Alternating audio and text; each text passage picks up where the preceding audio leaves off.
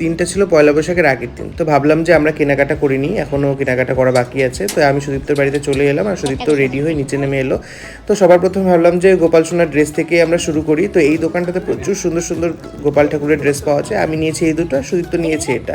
খুব সুন্দর সুন্দর কিউট কিউট ড্রেস পাওয়া যায়। তো আমার এই দোকানটাতে মার্কেটিং করতে খুব ভালোই লাগে। আমি এখান থেকে অনেকবার নিয়েছি। তারপর ওখান থেকে চলে গেলাম আর একটা দোকানে, শাড়ির দোকানে। সেটার ভিডিওটা করা হয়নি, সেখানে মার জন্য সবার জন্য শাড়ি নিয়েছি। তারপরে আমরা ভীষণ গরমও পড়েছিল কেনাকাটার পর, তো ভাবলাম যে আমরা একটু লাস্সি ট্রাই করি। এখানে কিন্তু খুব সুন্দর সুন্দর লাস্সি, ফালুদা, আই থিঙ্ক সেটা ফালুদাই ছিল, আমারও মনে নেই, সেদিন কিনেছিলাম। তারপরে ভাবলাম যে ঝোল মোমো ট্রাই করি, কারণ আমাদের শিলিগুড়িতে খুব একটা জায়গায় ঝোল মোমো পাওয়া যায় না।